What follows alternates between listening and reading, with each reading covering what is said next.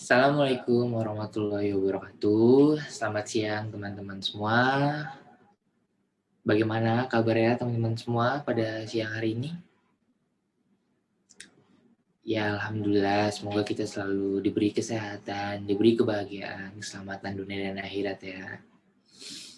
Amin, amin ya robbal alamin. Teman-teman semua, sebelumnya saya senang banget nih bisa dikasih kesempatan pada kali ini bisa ketemu sama teman-teman semua. Teman-teman yang mukanya pada bening-bening banget nih, pada jernih-jernih banget, pada cerah-cerah banget. Yang cowoknya ganteng-ganteng, yang ceweknya cantik-cantik semua. Terima kasih ya teman-teman udah ngeluangin waktunya untuk menghadiri pertemuan pada kali ini. Terima kasih sekali lagi, terima kasih banyak untuk teman-teman semua. Semoga niat dan kemauan teman-teman untuk mendapatkan ilmu dan wawasan yang baru diberi keberkahan oleh Allah Subhanahu wa taala atau Tuhan yang Maha Esa kepada kita semua untuk kedepannya. Di pertemuan kali ini saya mau ngebahas tentang manfaat olahraga bagi kesehatan. Sebelum saya masuk ke materi, izinkan saya perkenalkan diri. Ya, nama panjang saya Ahmad Fahru Rozi, panggilannya Fahru atau Aru. Teman-teman boleh manggil Kak, boleh manggil Kang, boleh manggil Mas, serah teman-teman. Yang penting teman-teman enaknya kayak gimana, penting sopan juga ya. Dan ini ada riwayat pendidikan saya SD di SDN Jatibening Baru 3, kemudian saya lanjut di SMP Islam Pelita Alam, kemudian SMA saya lanjut di SMA N8 Bekasi. Pendidikan terakhir saya kuliah di Politeknik Kesehatan Jakarta 3. Dan ini keterampilan saya di bidang olahraga. Saya cukup lumayan terampil ya di bidang olahraga sepak bola dan juga futsal. Ya, segini aja perkenalan dari saya ini buat teman-teman semua. Kayaknya udah cukup juga. Saya langsung lanjut masuk ke materi. Ini pertanyaan nih buat kita semua nih, buat teman-teman, buat saya juga. Kenapa sih harus berolahraga? Dan resiko apa yang akan kita dapat jika kita tidak berolahraga? Dan berdasarkan data Riskesdas tahun 2013, tingginya penyakit tidak menular atau PTM di Indonesia menjadi salah satu penyebab mayoritas kematian di Indonesia. Penyakit yang umum dialami oleh masyarakat Indonesia adalah diabetes, hipertensi, obesitas, stroke, penyakit jantung kronis, ataupun gagal ginjal. Pemerintah pun menemukan fakta bahwa dari sekian jumlah penderita PTM atau penyakit tidak menular, Indonesia tidak lagi diisi oleh orang dengan yang sudah lanjut usia. Bahkan mulai banyak ditemukan penderita PTM itu dengan usia produktif 15-65 tahun. Bahkan di usia muda yaitu 0-15 tahun. Hal ini disebabkan karena kurang pedulinya atau perhatiannya masyarakat Indonesia terhadap pentingnya olahraga bagi kesehatan tubuh. Fakta ini membuktikan bahwa Indonesia itu kurang dalam berolahraga masyarakatnya. Kemudian di sini ada definisi olahraga. Olahraga yaitu suatu gerakan olah tubuh yang memberikan efek pada tubuh secara keseluruhan. Olahraga misalnya berjalan, berlari, menari, berenang, atau yoga. Intinya merangsang otot-otot dan berbagai bagian tubuh lainnya untuk bergerak. Jadi apapun aktivitas fisik yang kita lakukan yang merangsang seluruh otot dan bagian tubuh lainnya untuk bergerak, itu bisa disebut dengan olahraga. Dan sini ada beragam manfaat olahraga bagi tubuh yang bisa Anda dapatkan, di antaranya mencegah penyakit jantung dan stroke, mengendalikan diabetes, menurunkan tekanan darah yang tinggi, bisa mencegah penyakit diabetes mellitus, menurunkan resiko tulang keropos, memperbaiki postur tubuh. Teman-teman yang badannya agak sedikit lebar, mungkin olahraganya sedikit kurang, atau bahkan jarang olahraga. Terus yang terakhir ini ada bisa mengendalikan stres dan mengurangi kecemasan. Jadi olahraga itu bisa mengurangi kecemasan dan stres bagi orang yang mempunyai aktivitas dan rutinitas yang monoton seperti para pekerja kantoran atau para mahasiswa seperti itu. Kemudian di sini ada cara agar rutin berolahraga. Olahraga dimanapun, kapanpun bisa kita lakukan. Contoh, di rumah. Anda bisa aktif bergerak dengan mengerjakan pekerjaan rumah, membersihkan rumah, mengurus kebun, bermain bersama anak-anak, dan sebagainya. Itu sudah bisa dikategorikan sebagai olahraga. Atau bahasa lainnya aktivitas fisik. Atau mungkin jika Anda ingin olahraga yang lebih agak berat, bisa melakukan workout sendiri di rumah, bisa melakukan sit up, push up, atau plank, dan yang lainnya. Dan di kantor, rata-rata para pekerja kantoran ini agak sedikit punya waktu yang sekecil, sangat kecil untuk melakukan olahraga. Karena rutinitasnya dan kesibukan pekerjaannya. Jadi, jika di kantor, kita bisa memanfaatkan tangga untuk naik dan turun lantai ketimbang menggunakan lift meski hanya 1 atau 2 lantai saja. Di tempat umum, Anda bisa memperbanyak jumlah langkah kaki Anda, misalnya berjalan kaki jika ingin beli ke warung atau beli pulsa, atau tetap berjalan ketika menaiki eskalator, atau kita bisa jogging santai di taman kota atau di jalanan komplek, dan sebagainya. Aktivitas fisik yang cukup atau olahraga dalam sehari itu bisa kita lakukan minimal 30 menit setiap harinya. Dapat dilakukan di mana saja, tidak harus di tempat pusat kebugaran atau olahraga. Jadi mulai sekarang tidak ada alasan untuk tidak berolahraga. Kita harus mulai peduli dengan kesehatan tubuh dan kesehatan mental kita, mulai rutin berolahraga, walau hanya beberapa menit dalam sehari. Kemudian ada pengaruh kesehatan fisik dan mental dalam kegiatan rutin. Saya punya pertanyaan untuk teman-teman semua. Teman-teman mau punya badan yang tidak sehat dan mental yang tidak sehat. Pasti di sini teman-teman semua rata-rata nggak mau punya badan yang nggak sehat juga mental yang nggak sehat. Kemudian teman-teman mau gak punya badan yang sehat tapi mentalnya nggak sehat? Menurut saya pasti ada beberapa yang ingin atau beberapa juga ada yang nggak mau punya badan yang sehat, mental juga nggak sehat. Atau teman-teman mau punya badan yang nggak sehat tapi mentalnya sehat? Pasti ada yang mau, ada yang enggak juga. Dan ada pilihan terakhir nih buat teman-teman. Teman-teman mau gak nih punya badan sehat, mental juga sehat? Di sini pasti lebih banyak mayoritas lebih memilih mempunyai badan yang sehat dan mental yang sehat juga. Karena kenapa? Menurut studi atau penelitian, jika punya badan dan mental yang sehat itu sangat berpengaruh dalam kegiatan rutin atau sehari-hari. Sangat berpengaruh, perannya sangat besar. Jadi untuk teman-teman, mulai dari sekarang peduli dengan kesehatan fisik dan mental kita, mulailah berolahraga walau hanya beberapa menit dalam sehari, mulai dengan aktivitas fisik kecil di rumah, di kantor, ataupun di tempat umum lainnya. Terima kasih buat teman-teman yang sudah meluangkan waktu untuk hadir di pertemuan kali ini. Semoga kita sehat, bahagia selalu dalam lindungan Tuhan Yang Maha Esa, dan diberi kesehatan dan kebahagiaan. Amin, amin ya rabbal alamin. Terima kasih teman-teman semua. Jangan lupa untuk berolahraga minimal 30 menit dalam sehari. Dimanapun, kapanpun, tidak ada alasan untuk tidak berolahraga. Ayo teman-teman, mulai olahraga, walaupun hanya beberapa menit dalam sehari, agar tubuh lebih sehat dan kuat. Wabillahi taufiq wa hidayah. Wassalamualaikum warahmatullahi wabarakatuh. Mohon maaf bila ada kekurangan atau kesalahan dalam penyampaian atau perkataan saya. Terima kasih.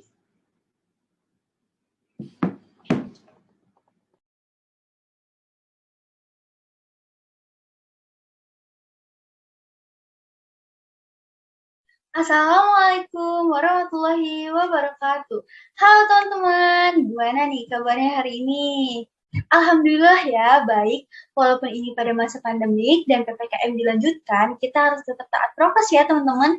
Senang banget nih bisa lihat kalian semua. Terima kasih untuk teman-teman yang sudah hadir dan telah meluangkan waktunya. Semoga pada hari ini teman-teman yang sudah menyempatkan waktunya diberikan kesehatan dan agar acara ini dapat berjalan dengan lancar. Amin. Selama 10 menit ke depan, aku akan menyampaikan tentang tips nih menerapkan pola hidup sehat, teman-teman. Disimak ya sampai selesai. Nah, sebelum diskusi tentang pola hidup sehat dimulai, aku mau memperkenalkan diri dulu nih, teman-teman. Nama aku Citra Karinsa, bisa dipanggil Citra. Aku dapat kutipan, aku dapat kutipan dari buku antologi rasa karya Ika Natasa yang berbunyi kerja itu harusnya hanya pengisi waktu di antara weekend, teman-teman. Jadi jangan waktu weekend kalian juga dipakai untuk kerja ya. Karena pasti dari kalian kalau waktu weekend dipakai kerja sampai bisa lupa makan kan, teman-teman. Gak sempat olahraga, bahkan waktu tidurnya juga berkurang.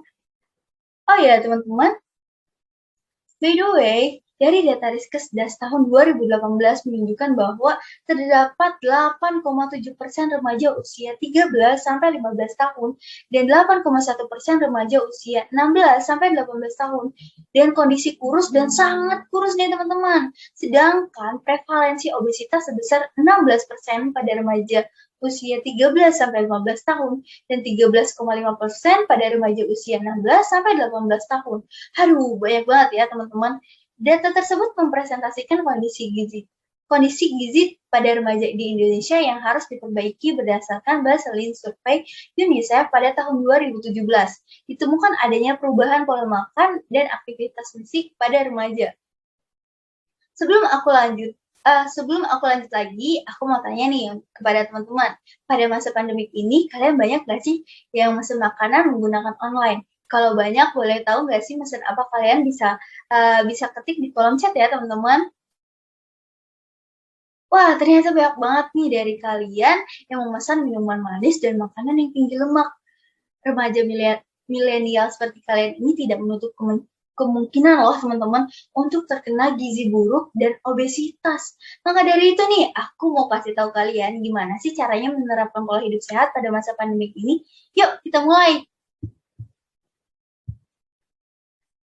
Jadi, aku mau bahas tentang pola hidup sehat. Seperti yang telah kita ketahui, kesehatan dimulai dari pola hidup kita yang sehat dan teratur, teman-teman. Menurut WHO, pola hidup sehat adalah cara hidup yang dapat menurunkan risiko terjadinya penyakit. Tidak semua penyakit dapat dicegah, namun dengan menerapkan pola hidup sehat dapat menurunkan risiko terjadinya penyakit kritis. Pola hidup sehat memang penting, selain dapat membuat badan sehat, hal tersebut juga membuat kita terhindar dari penyakit, teman-teman. Salah satunya tadi obesitas dan gizi buruk. Ada beberapa pola hidup sehat yang perlu diperhatikan. Antara lain itu menjaga pola makan, olahraga, dan istirahat ya teman-teman. Yuk kita bedah satu-satu. Yang pertama ini menjaga pola makan. Pola makan harus dijaga agar tidak menimbulkan hal-hal yang tidak kita inginkan teman-teman. Seperti obesitas dan kekurangan atau kelebihan gizi. Nah, sebelum itu aku mau tanya dulu nih dari teman-teman. Masih banyak nggak sih yang melewati sarapan? Kalau masih banyak, bisa dong teman-teman untuk ketik di kolom chat siapa aja nih yang suka melewati sarapan pagi. Wah, ternyata dari yang aku baca masih banyak banget nih dari teman-teman yang melewati sarapan. Padahal manfaat sarapan pagi itu banyak banget loh teman-teman. Yang pertama, mencegah kondisi kelebihan berat badan. Yang kedua, mendukung pertumbuhan tulang dan tubuh teman-teman nih. Yang ketiga itu ada mendukung pertumbuhan otak teman-teman.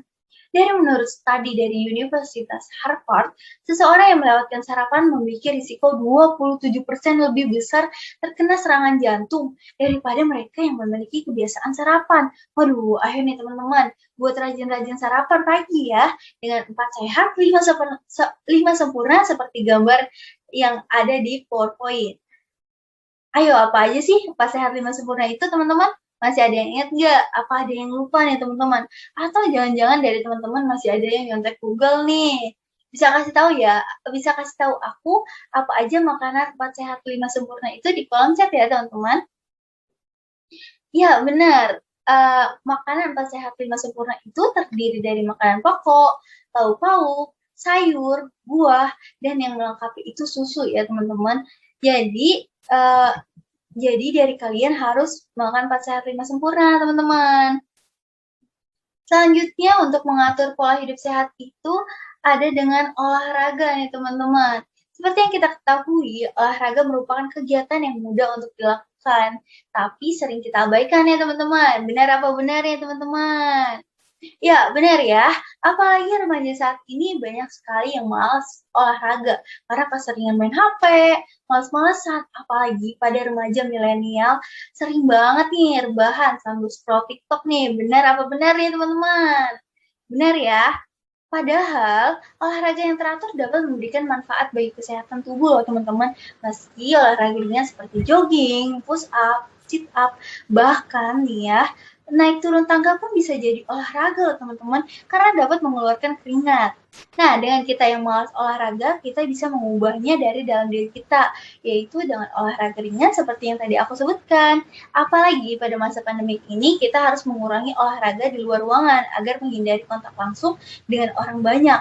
Tapi jangan karena kalian nggak olahraga di luar ruangan, di dalam ruangan juga nggak olahraga nih teman-teman. Jangan kayak gitu ya teman-teman. Nah, pola hidup selanjutnya itu ada istirahat nih teman-teman. Istirahat yang cukup akan memulihkan tubuh kita yang letih dan mengembalikan tenaga yang telah dipakai. Dan tak jarang juga remaja sekarang yang sering tidur larut malam dengan alasan entah mereka mengerjakan tugas sampai larut, nonton drakor kan teman-teman, ataupun hanya scroll TikTok, sehingga menyebabkan kualitas tidur yang buruk. Dari kurangnya istirahat ini juga bisa membuat remaja menjadi obesitas loh teman-teman. Jangan sampai ya dari kalian nih terkena obesitas teman-teman.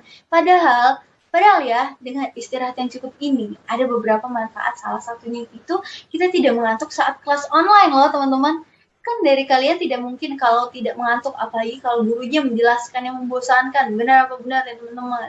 Dengan istirahat yang cukup, walaupun gurunya membosankan, kita masih bisa loh tetap semangat teman-teman. Makanya kita harus menjaga istirahat kita ya teman-teman. Berikut yang aku sebutkan di atas itu tips biar kita bisa menjaga pola hidup sehat. Yang pertama itu tadi apa teman-teman? Ya, menjaga pola makan. Jangan sampai nih kita malah sering jajan makanan yang berlemak dan manis-manis ya teman-teman. Yang kedua tadi apa teman-teman? Olahraga. Iya, benar. Jadi kita kerjaannya jangan tidur aja dan main HP teman-teman. Harus diselingi dengan olahraga agar menghilangkan lemak yang menumpuk. Walaupun olahraganya ringan sekalipun. Dan yang terakhir tadi itu apa teman-teman? Istirahat. Dengan istirahat yang cukup dan kualitas tidur yang baik, membuat kita jadi lebih bersemangat nih teman-teman. Apalagi pada saat sekarang ini kuliah online teman-teman, karena mata kita terlalu menatap layar laptop, jadi kita matanya ngantuk aja teman-teman. Dengan istirahat yang cukup, kita bisa jadi nggak ngantuk loh teman-teman. Nah, jam tidur yang baik itu sampai jam 9 malam ya teman-teman, paling telatnya itu jam 10 malam teman-teman. Maka dari itu nih, aku mau mengajak teman-teman buat mengatur pola hidup sehat yang baik ya. Nah, pola hidup sehat yang dimulai dengan pola makan yang baik, olahraga teratur, dan istirahat yang cukup, maka perlu didukung juga nih teman-teman. Dengan sikap yang selalu optimis dan konsisten, sebab tidak ada sesuatu yang dapat menghalangi langkah seseorang yang optimis, bahkan kegagalan dan halangan malah akan dianggapnya sebagai pelajaran optimisme ini juga berdampak baik bagi kesehatan tubuh. Demikianlah apa yang saya sampaikan pada kesempatan kali ini. Gaya hidup sehat bukanlah barang yang bisa dibeli, tapi kebiasaan yang harus kalian lakukan secara rutin. Saya Citra Farinsa, pamit undurkan diri. Kurang lebihnya mohon maaf. Assalamualaikum warahmatullahi wabarakatuh.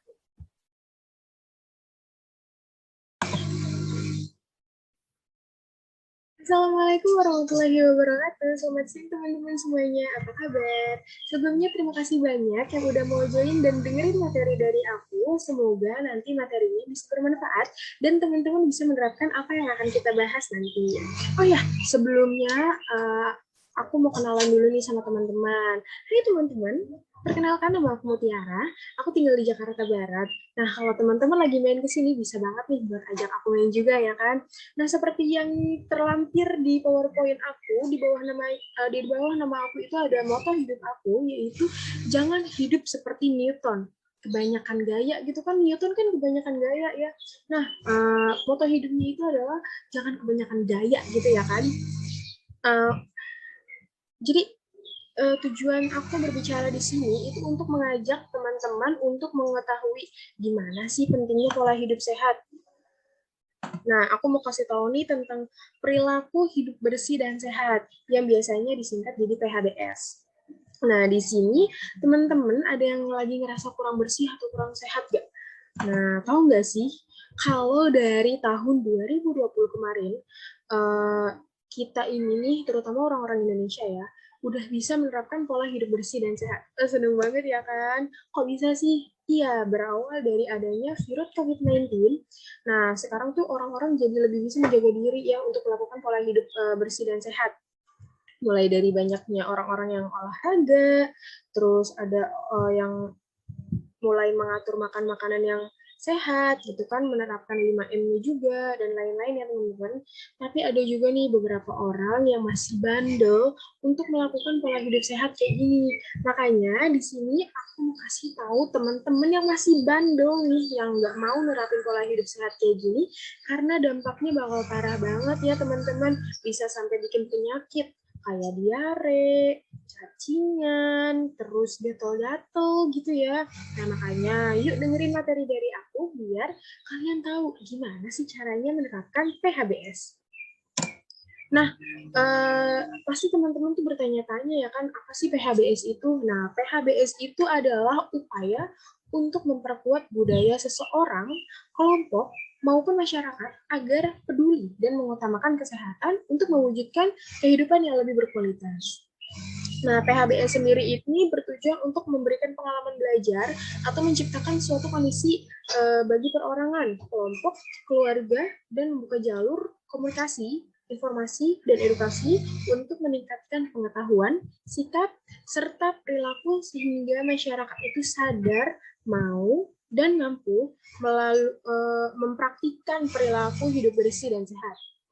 Nah, melalui PHBS juga diharapkan masyarakat dapat mengenali dan mengatasi masalah sendiri dan dapat menerapkan cara-cara hidup sehat dengan menjaga, memelihara, dan meningkatkan kesehatannya. Nah, gimana sih langkah-langkah menerapkan perilaku hidup bersih dan sehat seperti ini? Nah, caranya itu yang pertama. Yang pertama itu ada menjaga kebersihan. Gimana sih caranya jaga kebersihan? Yang pertama dimulai dari diri sendiri, menjaga kebersihan dari diri sendiri, seperti mandi, terus membersihkan bagian tubuh seperti telinga, hidung, terus mulut, gitu kan, dan lain-lain. Nah, teman-teman perlu juga untuk menjaga kebersihan pakaian, seperti bajunya atau kerudungnya, gitu kan. Nah, terus perlu juga untuk membersihkan tempat tinggal gitu, seperti kamar, kamar mandi, dapur, apalagi kalau ada genangan air gitu ya, hati-hati terjadinya perkembangbiakan jentik-jentik. Nah, itu tuh harus dibersihkan seminggu sekali lah minimal. Nah, jangan lupa juga untuk selalu menjaga kebersihan di lingkungan sekitar. Nah, yang kedua, dengan menjaga olahraga yang teratur. Nah, olahraga ini penting banget untuk meningkatkan stamina tubuh. Nah, salah satunya ada jogging pagi hari gitu ya kan, enak banget tuh jogging pagi-pagi gitu. Nah, terus ada juga bersepeda, bisa juga dilakukan di pagi hari atau malam hari gitu sama teman-teman rame-rame gitu kan, seru ya. Terus bisa juga melakukan aktivitas fisik sehari-hari seperti bekerja, bersih-bersih rumah gitu. Nah, kemudian yang ketiga, ada makan makanan yang bergizi seimbang. Jadi jangan makan karbohidrat aja, kan biasanya ada tuh yang makan pakai nasi, habis pakai nasi pakai kentang yang balado itu biasanya. Terus habis makan kentang balado pakai mie, itu kan karbohidrat semua ya teman-teman. Jadi jangan kayak gitu, makanya bisa diganti lauknya pakai telur atau ayam gitu yang mengandung protein. Nah, jangan lupa juga untuk selalu makan buah dan sayur, karena itu penting banget dan mengandung vitamin, mineral yang bisa mengatur pertumbuhan dan pemeliharaan tubuh. Nah, kenapa sih kita harus menerapkan perilaku seperti ini? Nah, seperti yang aku kasih tahu di awal, karena akan melindungi kita dari terpaparnya penyakit-penyakit yang berbahaya ya. Misal nih, kalau kita makan terus jarang aktivitas, kemungkinan besar akan menimbulkan penyakit yang namanya obesitas gitu kan ya, kegemukan. Nah, dengan menerapkan olahraga yang teratur, kita bisa menghindari penyakit tersebut, begitu teman-teman. Atau misal kita nggak menjaga kebersihan nih, bisa aja kan kita nanti terkena penyakit DBD karena kita nggak pernah ngebersihin, bahkan nggak pernah tahu kalau ada genangan air yang menjadi perkembangbiakan jentik-jentik di rumah kita. Atau kalau misalnya kita jarang mandi gitu ya, bisa banget kan tubuh kita jadi gatal-gatal gitu kan. Nah, jadi aku mau ngajak teman-teman nih untuk bersama-sama menerapkan pola hidup bersih dan sehat. Nah, itu saja presentasi dari aku, kurang lebihnya mohon dimaafkan. Di sini aku ada sedikit quotes gitu ya, aku nemu. Di sini ada quotes dari Jonathan Swift yang isinya kesehatan selalu tampak berharga setelah kita kehilangannya. Jadi kalau misalnya kita udah terkena penyakit, baru tuh kita sadar kalau kesehatan itu penting banget, berharga banget. Nah, makanya ayo kita sama-sama untuk selalu menjaga kesehatan gitu ya. Nah, saya Mutiara pamit undur diri. Kurang lebihnya mohon maaf. Terima kasih. Assalamualaikum warahmatullahi wabarakatuh.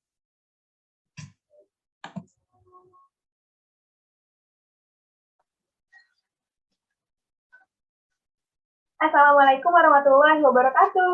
Halo teman-teman semua, selamat siang. Nah, teman-teman selamat datang di webinar Beat the Burnout during Pandemic 19. Teman-teman senang banget ya, akhirnya kita bisa ketemu meskipun secara virtual aja nih.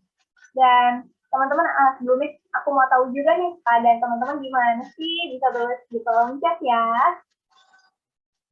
Oke, baik. Oh, ada juga ekspres ya ternyata. Nah, nggak apa-apa teman-teman, karena hari ini kita akan bahas bagaimana nih kita bisa burnout atau mengatasi stres yang akhirnya menjadi burnout nih, apalagi pas pandemi. Tapi semoga nih teman-teman di sini hari ini bisa berjalan lancar dan juga bermanfaat buat kita semua. Tapi belum ke pembahasan, aku juga mau memperkenalkan diri. Karena mungkin teman-teman di sini juga masih bingung, Bila tuh siapa sih, gitu kan? Jadi teman-teman perkenalkan, aku Salsabila Ramadina, yang biasa banget dipanggil Bila, bukan Nabila, bukan Sabila, ataupun juga bukan Bella. Jadi teman-teman harus tahu aku Bila ya. Dan aku promotor kesehatan jadi Poltekkes Komunitas Jakarta 3. Oke teman-teman, kita langsung aja nih ke pembahasannya ya. Karena berhubung waktu juga terbatas. Gitu. Untuk mengefektifkan waktu maksudnya nih teman-teman. Nah, di sini sudah terlihat di layar teman-teman semua. Ini adalah sebuah penelitian alias artikel oleh Forbes. Jadi sebelumnya aku ingin bercerita juga sedikit. Gitu. Karena memang sebenarnya ya teman-teman, kita ini sudah hampir 2 tahun ya menghadapi COVID-19 ini, pandemi COVID-19, di mana segala perubahan ini terjadi gitu. Apalagi tahun lalu ya ada PSBB, terus semuanya beralih ke online gitu, dan akhirnya jadi new normal gitu, atau normal yang baru gitu ya kan. Kita harus beradaptasi dengan keadaan seperti ini gitu.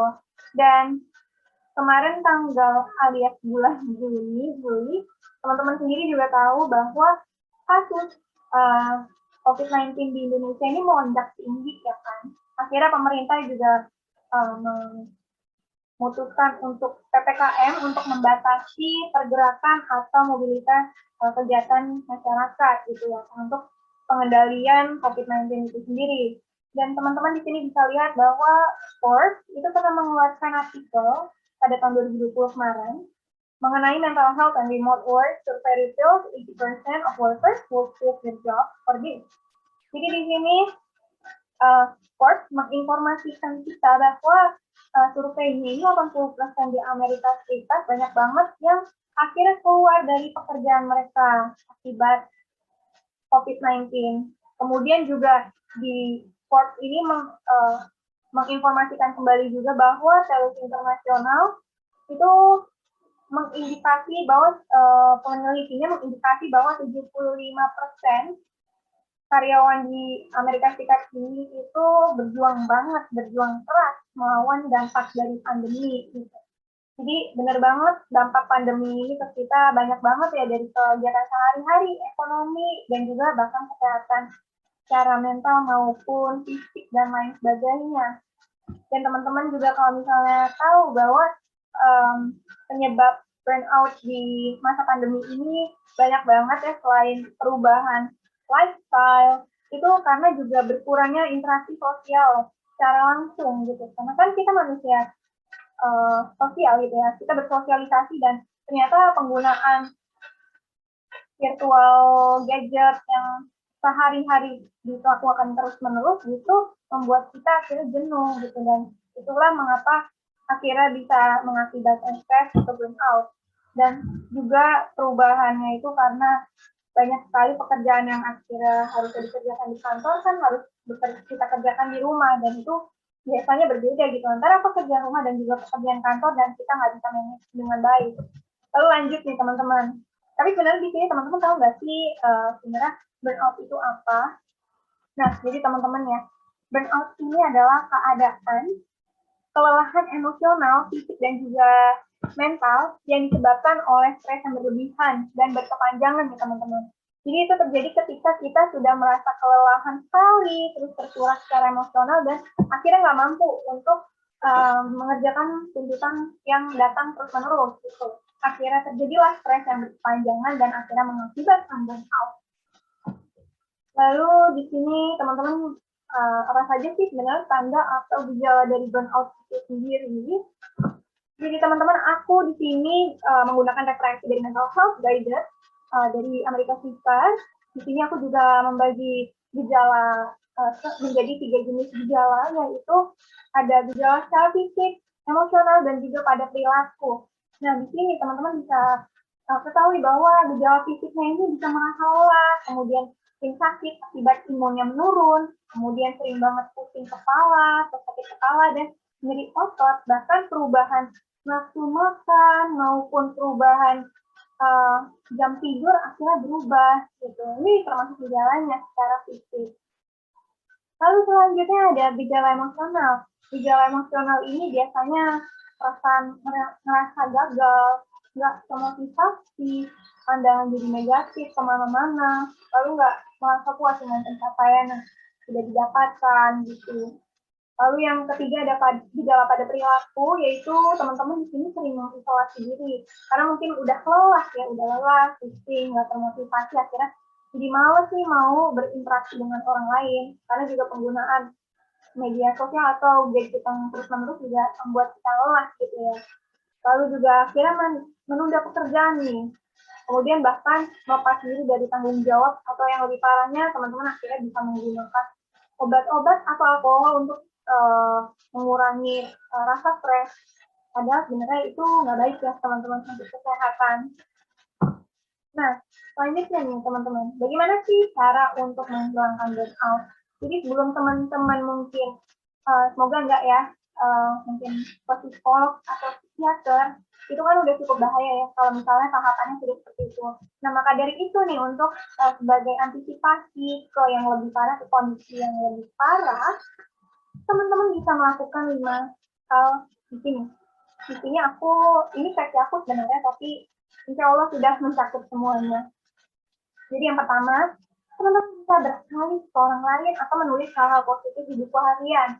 Jadi kalau misalnya teman-teman sudah merasa butuh orang untuk teman-teman cerita, berbicaralah, teman-teman beritahulah mereka.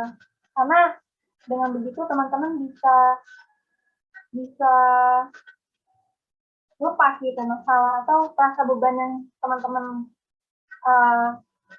pikul gitu. Lalu tulislah hal-hal positif, misalnya teman-teman hari ini dapat dapat hadiah, itu bisa teman-teman tulis sebagai rasa bersyukur, dan dengan kalian menulis kayak gitu, teman-teman ini bisa selalu termotivasi atau saya intinya bersyukur gitu kan. Lalu yang kedua, teman-teman bisa menata ulang waktu pekerjaan ya, time management kalian harus diperbaiki nih. Jadi yang prioritas mana yang harus dikerjakan lebih dahulu, teman-teman harus tahu gitu. Jadi jangan sampai teman-teman pusing nih karena harus multitasking, tapi multitaskingnya bikin pekerjaan teman-teman gak optimal. Jadi kata ulang waktu pekerjaannya. Lalu yang ketiga, evaluasi pekerjaan yang benar-benar menjadi prioritas. Nah, teman-teman bisa banget di sini evaluasi lagi apa yang benar-benar menjadi prioritas kalian. Jadi jangan sampai hal-hal yang bukan prioritas malah kalian dulukan gitu. Lalu yang keempat nih, penting banget untuk olahraga teratur atau meditasi. Jadi teman-teman untuk olahraga secara teratur ini ternyata baik banget buat selain baik buat kesehatan secara fisik, itu bisa meningkatkan mood kita, bahkan menstabilkan semangat nih. Jadi kita bisa selalu semangat. Jadi jangan lupa untuk selalu olahraga. Dan yang terakhir ada pola makan yang sehat.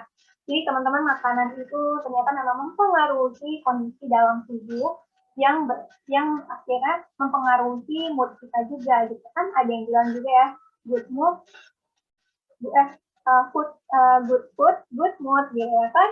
Nah, tapi di sini teman-teman juga harus tahu gimana cara makan yang sehat, kemudian makanan apa saja yang harus dikonsumsi dan apa yang harus dihindari gitu.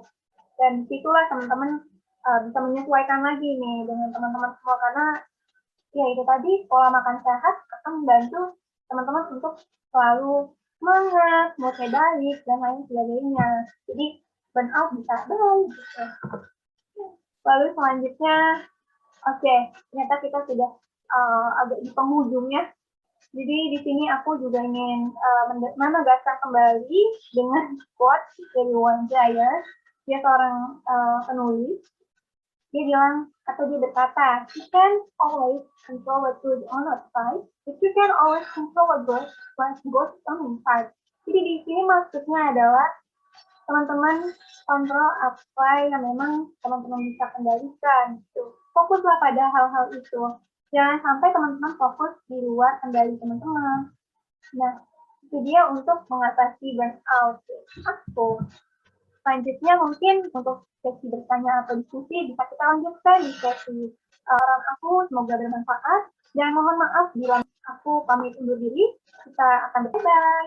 Thank you semuanya.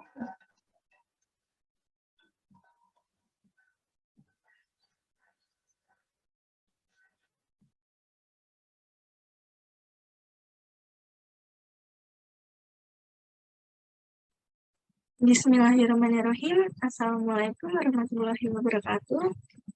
Halo semuanya, salam sejahtera. Apa kabarnya nih teman-teman semuanya? Semoga kita sehat-sehat selalu dan tetap semangat ya. Harus tetap semangat dan bahagia selalu, agar imun tubuh kita tetap bagus supaya terhindar dari virus penyakit di masa pandemi saat ini. Saya ucapkan terima kasih kepada teman-teman yang sudah meluangkan waktunya untuk mendengarkan dan memberikan kesempatan saya berbicara selama 10 menit ke depan. Semoga kita dapat sharing ilmu bermanfaat ya. Sebelum kita membahas mengenai materi yang akan saya sampaikan, mari kita berdoa terlebih dahulu supaya dilancarkan dan menjadikan ilmu yang bermanfaat bagi kita semua. Berdoa menurut kepercayaan masing-masing mulai.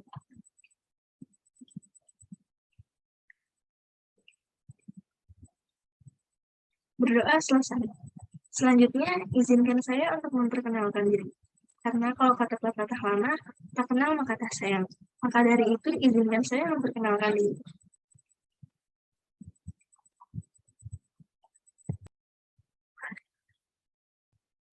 Perkenalkan, nama saya Sutra Kamelia, biasa dipanggil dengan 3 huruf saja, yaitu Lia. Saya sedang menempuh pendidikan di program studi D4 Farmasi Kesehatan Poltekkes Kemenkes Jakarta 3. Bisa menghubungi saya melalui nomor telepon 0896 3471 8783 atau bisa melalui email di sutrakamelia hanya 3 kali 11@gmail.com. Lalu kita masuk ke sesi materi kali ini ya teman-teman. Tema yang saya bawakan yaitu mengenai bahaya mengonsumsi makanan junk food bagi kesehatan. Ada survei yang mengatakan mayoritas remaja mendapatkan dukungan dari teman sebayanya untuk mengonsumsi makanan cepat saji sebanyak 4-27 kali dalam 1 bulan. Artinya, hampir 1 bulan penuh remaja mengonsumsi makanan junk food. Tentu kita sudah tidak asing bukan melihat para remaja mengunjungi restoran cepat saji. Alasan terkuat banyak yang menjadikan junk food sebagai menu favorit yaitu selain mudah dijangkau, terutama di daerah perkotaan, rasanya pun tidak berubah ataupun lezat. Tetapi sebenarnya mengonsumsi junk food sangat berbahaya loh teman-teman. Bisa kita ketahui dari definisinya. Definisinya menyebutkan junk food atau makanan cepat saji merupakan makanan yang memiliki kandungan nutrisi yang rendah hingga gizinya juga sedikit. Namun junk food memiliki kadar lemak yang tinggi serta tidak baik untuk kesehatan manusia. Artinya, makanan tersebut merupakan makanan yang tidak sehat, yang tinggi kalori dari gula ataupun lemak, dengan sedikit serat, protein, vitamin, mineral, ataupun bentuk nilai gizi lainnya yang diperlukan oleh tubuh. Di sini ada contoh dari makanan junk food. Yang pertama ada pizza, burger, frozen french fries, frozen chicken, ataupun yang biasanya dijadikan stok di kulkas teman-teman nih. Misalnya itu ada chicken nugget, sosis, otak-otak, ataupun bakso. Dengan mengonsumsi junk food ini, justru orang tidak akan merasakan kenyang loh. Sehingga hal itu justru akan menyebabkan seseorang makan dengan berlebihan. Yang nantinya akan membuat si mengonsumsinya itu menderita berat badan yang berlebih, dampak buruk dari mengonsumsi junk food bagi kesehatan. Yang pertama, dari junk food mengandung kalori yang berlebih. Satu porsi junk food itu menawarkan sejumlah besar kalori, akan tetapi nilai gizi di dalamnya hanya sedikit ataupun tidak sama sekali. Sebuah studi tahun 2013 yang diterbitkan oleh JAMA Pediatrics menunjukkan bahwa banyak anak-anak dan remaja lebih memilih mengambil resiko mengonsumsi junk food yang kalorinya banyak di makanan cepat saji ataupun restoran dibandingkan makanan yang tersedia di rumahnya nih, buatan orang tuanya. Menurut National Institute of Health, beberapa makanan cepat saji secara keseluruhannya hanya mengandung kalori yang tinggi nih, di mana hal tersebut sangat berdampak pada kelebihan berat badan atau obesitas dalam berbagai masalah kesehatan kronis lainnya. Yang kedua, ada resiko penyakit diabetes. Saat tubuh menyerap asupan makanan junk food, hal ini bisa mengakibatkan stres yang berlebihan pada metabolisme tubuh, sehingga mempengaruhi kemampuan tubuh untuk menggunakan insulin dengan benar. Karenanya, junk food tidak memiliki kandungan serat, konsumsi secara langsung menghasilkan lonjakan kadar gula atau diabetes. Yang ketiga, ada masalah pada sistem pencernaan. Bagi para pecandu junk food, mereka akan lebih beresiko mengalami gangguan pencernaan, seperti penyakit gastroesofageal, reflux atau GERD, dan sindrom iritasi usus atau IBS. Seperti yang kita ketahui, bahwa junk food lebih banyak mengandung kalori daripada nilai nutrisinya. Saat kita mengonsumsi junk food yang digoreng, kandungan minyaknya akan tersimpan dalam dinding lapisan perut. Hal ini meningkatkan produksi asam. Lalu rempah-rempahnya yang ada di dalam junk food dapat mengiritasi lapisan lambung, sehingga dapat memperburuk risiko GERD dan gangguan pencernaan lainnya seperti wasir ataupun sembelit. Yang keempat ada kelelahan dan kelemahan. Junk food tidak memiliki jumlah nutrisi penting yang diperlukan untuk pemeliharaan kesehatan serta fungsi dari semua sistem dalam tubuh secara keseluruhan seperti protein dan vitamin, sehingga membuat tubuh terasa lemah dan lelah beberapa saat setelah mengonsumsinya. Jika tubuh hanya menyerap semua jenis makanan junk food selama periode waktu tertentu, maka hal tersebut bisa mengakibatkan kelelahan kronis. Junk food dapat menurunkan tingkat energi tubuh kita ke tingkat yang mungkin menjadikan tubuh sulit atau bahkan tidak bisa melakukan aktivitas sehari-hari.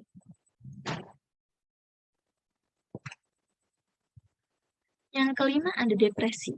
Akibat terlalu sering mengonsumsi junk food, banyak perubahan hormonal terjadi, terutama pada kalangan remaja yang membuat mereka rentan terhadap perubahan suasana hati dan perubahan perilaku.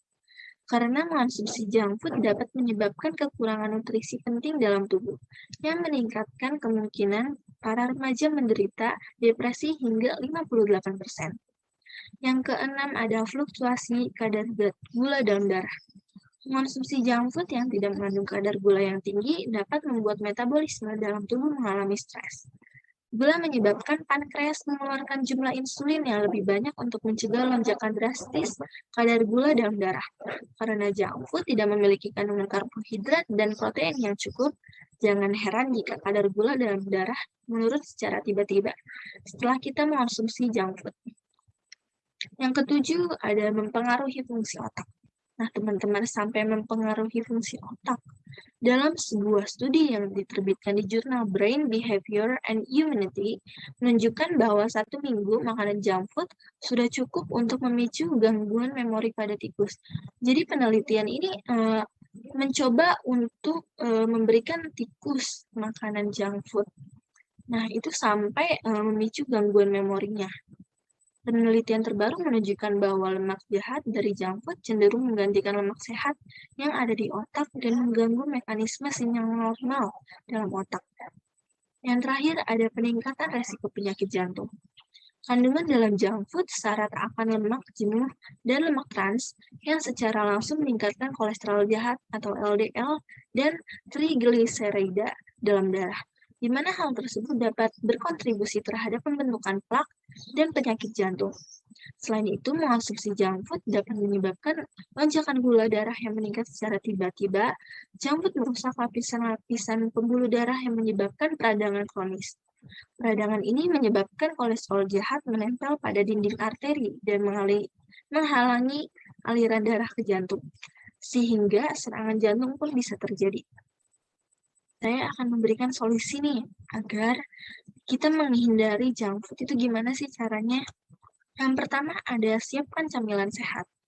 Konsumsi makanan cepat saji tidak selalu karena merasa lapar, bisa saja karena Anda sedang ingin ngemil. Nah, kita bisa menyiasatinya dengan mengonsumsi buah-buahan atau perbanyak minum air putih. Yang kedua, ada buat piring makan lebih berwarna. Piring makan yang diisi dengan menu berwarna-warni tentu akan lebih menarik saat dilihat. Karenanya, cobalah untuk mengombinasikan jenis menu sehat yang sebagian besar terdiri dari sayur dan buah-buahan. Kombinasi sayur dan buah-buahan beragam di atas piring bisa membuat lidah Anda merasakan sensasi baru setiap harinya, dibandingkan dengan makanan junk food yang terasa seperti itu-itu saja. Yang ketiga, ada berikan sugesti bahwa fast food tidak sehat. Tadi kan sudah dijelaskan nih, bahwa junk food itu bisa memberikan resiko diabetes, obesitas, dan penyakit kronis lainnya. Maka dari itu kita harus menanamkan junk food itu tidak sehat loh. Buat apa kita menghamburkan uang hanya untuk membeli junk food yang membuat kita sakit-sakitan. Yang terakhir, ada cukupi waktu istirahat. Kebiasaan begadang dan kurang tidur dapat meningkatkan keinginan seseorang untuk mengonsumsi makanan cepat saji. Oleh karena itu, sebaiknya penuhi kebutuhan istirahat Anda, tidur selama 7-8 jam setiap harinya. Pastikan pula Anda mendapatkan kualitas tidur yang baik, agar bisa terbangun dengan kondisi yang bugar dan tetap prima. Nah, sebelum mengakhiri sesi sharing kali ini, saya mengutip kalimat yang dituturkan oleh Arthur Schopenhauer, yaitu dia berkata, yang terbesar dari kebodohan adalah mengorbankan kesehatan untuk jenis lain dari kebahagiaan.